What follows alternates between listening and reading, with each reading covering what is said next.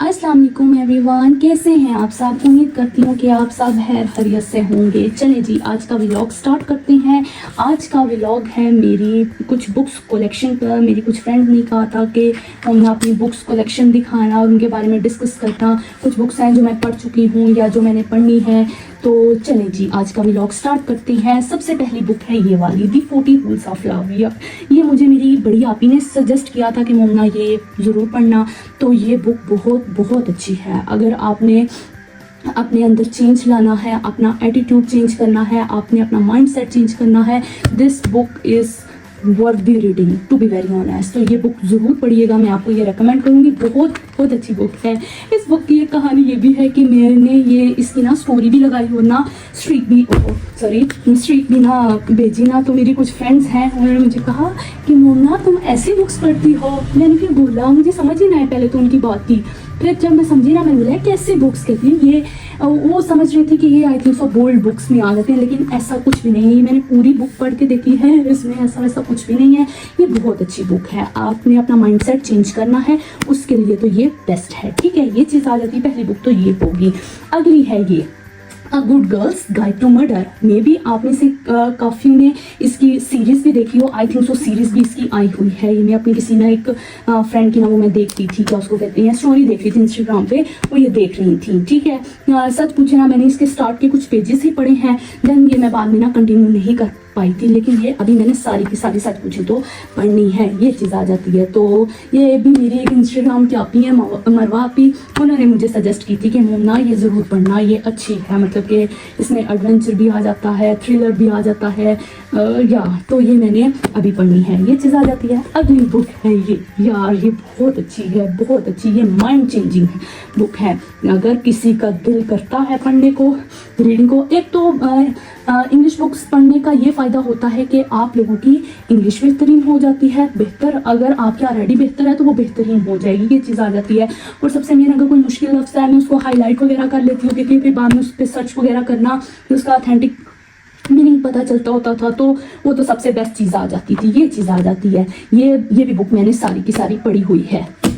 Okay, अगली book आ जाती है ये, द माउंटेन इज़ यू। ये मुझे पिंटरेस्ट ने सजेस्ट की थी, तो ये भी बहुत ज़्यादा अच्छी है आपकी सेल्फ स्टीम को बूस्ट अप करने के लिए। सॉरी प्लीज़ इग्नोर वॉइसेस, पीछे बाइक्स वगैरह की आवाज़, सॉरी फॉर दैट। ये बुक भी बहुत अच्छी है।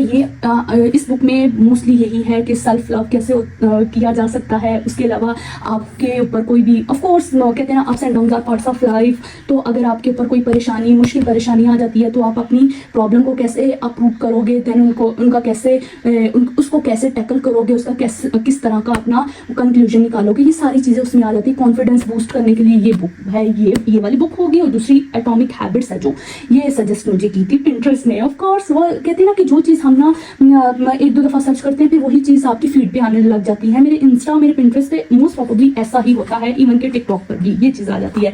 तो ये बुक है, ये भी सच पूछे ना तो ये मैंने अभी आधी ही पढ़ी है। ठीक है, लेकिन जो आधी पढ़ी है ना, टोटली वर्थ इट, सच्ची में। वो कहते हैं ना, कंसिस्टेंसी चाहिए, ये चीज़ आ जाती है। तो ये अभी मैं पढ़ ही रही थी, तो मेरी एक फ्रेंड ने ना मुझे नावल सेंड कर दिया था, भेज दिया था, तो फिर मैं वो पढ़ने लग पड़ी थी। उर्दू नावल है। तो हाँ जी, ये मेरी इंग्लिश बुक्स ये है 4। एक और है वो now let's move to Urdu novels, जिसमें मैंने सबसे पहले ये वाला पढ़ा था, एक ये मुसहफ और दूसरा पीरे कामिल। पीरे कामिल अभी मेरे पास नहीं है, वो मेरी एक फ्रेंड है, उन्होंने लिया हुआ है पढ़ने के लिए। तो कहते हैं ना, सही मायनों में अगर किसी को हदायत चाहिए ना, तो ये मुसहफ और पीरे कामिल पढ़ें, ये चीज़ आ जाती है। अगर तो किसी ने ये मुसहफ नहीं पढ़ा हुआ, पीरे कामिल की तो हाइप भी बहुत ज़्यादा है ना, अगर किसी ने मुसहफ नहीं पढ़ा हुआ ना, तो मैं तो आपको सजेस्ट करूँगी कि काइंडली ये ज़रूर पढ़िएगा, ये चीज़ आ जाती है। Next one is one of my most favourite, जन्नत के पत्ते। में अभी मेरी आवाज़ में भी आपको एक्साइटमेंट नज़र आ रही हो, सुनाई दे रही हो। ये बुक मेरी मोस्ट फेवरेट है, सच्ची में, सच पूछे तो। स्पेशली जिसमें है ना सारा जिहान का जो पॉइंट ऑफ व्यू है, वो तो मेरा होल हार्ट है, सच में।